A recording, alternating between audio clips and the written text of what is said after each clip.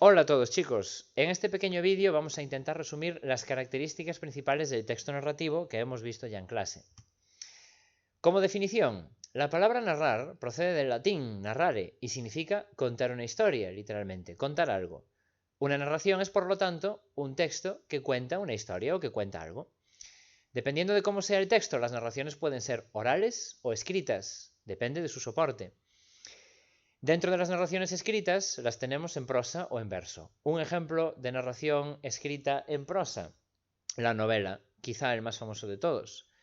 Un ejemplo de narración en verso, los poemas épicos o las epopeyas, la Ilíada y la Odisea, pongamos por caso, el gran poeta clásico Homero.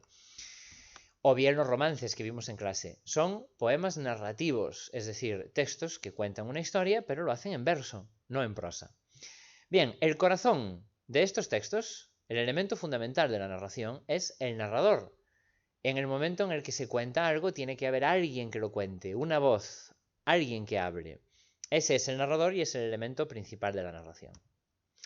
Grosso modo, el narrador puede dividirse en dos grandes grupos.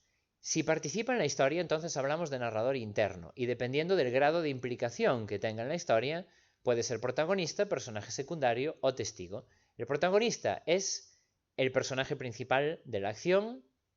Cuando el narrador coincide con el personaje principal, entonces hablamos de narrador protagonista.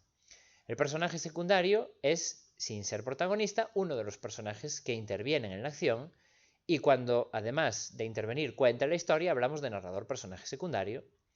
Y por último, si el narrador forma parte de la historia, pero la presencia desde fuera, es decir, no participa directamente en la acción, sino que la observa desde fuera, entonces hablamos de narrador testigo.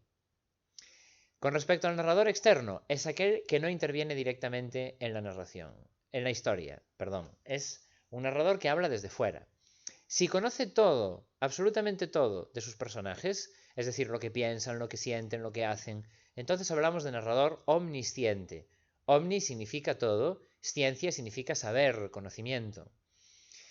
Sin embargo, si lo único que nos cuenta el narrador de sus personajes es aquello que hacen, lo que se puede observar desde fuera, entonces hablamos de narrador objetivo, es decir, no entra a valorar lo que hacen los personajes, lo que piensan, lo que sienten, sino que, como si fuera una cámara de cine, graba, recoge lo que estos hacen y nos lo cuenta.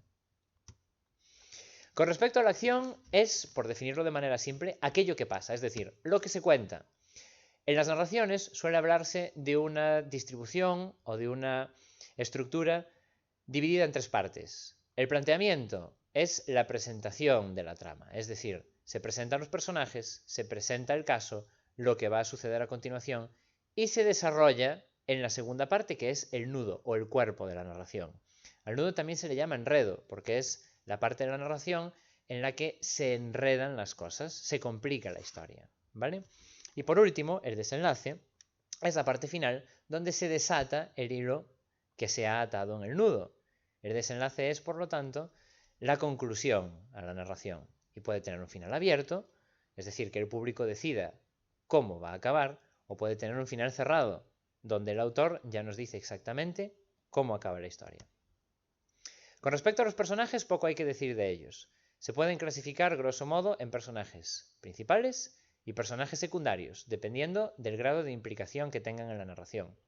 Los personajes principales son los que llevan el peso de la acción, es decir, sin ellos es imposible que la acción se desarrolle o se lleve a cabo. Los personajes secundarios son aquellos que colaboran en el desarrollo de la acción, ya sea ayudando a los principales o oponiéndose a ellos también. Y por último, con respecto al espacio y al tiempo, distinguimos en relación al espacio dos grandes tipos, interiores y exteriores. Los espacios interiores son aquellos que ocurren, valga la redundancia, en el interior de una estancia, de un edificio. Los exteriores son aquellos que se desarrollan fuera, ya sea en la naturaleza, en el monte, en el mar, en un espacio externo.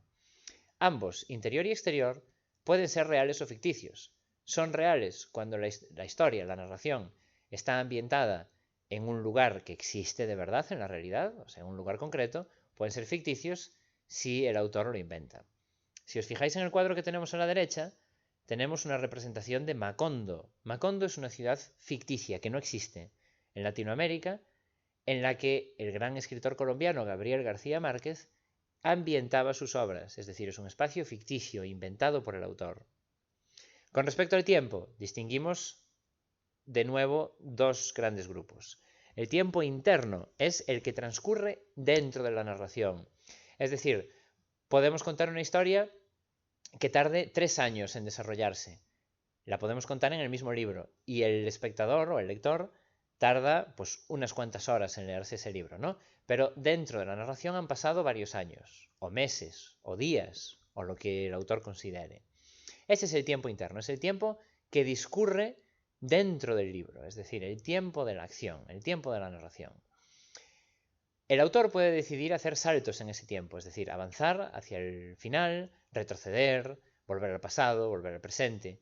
A esos saltos, a los más conocidos, se les llama analepsis y prolepsis. Analepsis consiste en volver atrás en el tiempo para contar algo que ha pasado en el momento anterior de la narración, volver atrás, es lo que se llama en inglés un flashback, y la prolepsis es lo contrario, saltar hacia el futuro para explicar un caso que todavía no ha sucedido en el presente de la narración. Con respecto al tiempo externo, es aquel al que se hace referencia dentro de la obra, es decir, el tiempo en el que se ambienta la narración. Podemos, por ejemplo, ambientar nuestra narración en el siglo I a.C., o en el año 2100, o 2200, o 2500, en el futuro lejano. También podemos ambientarla hace 20 años o hace 30. Es decir, es el tiempo real al que se hace referencia dentro de la obra.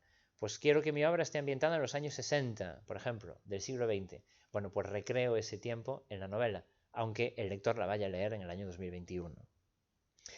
Bueno, espero que con esto quede más o menos explicada la clase y un poco resumida. Muchas gracias por vuestra atención, nos vemos en clase.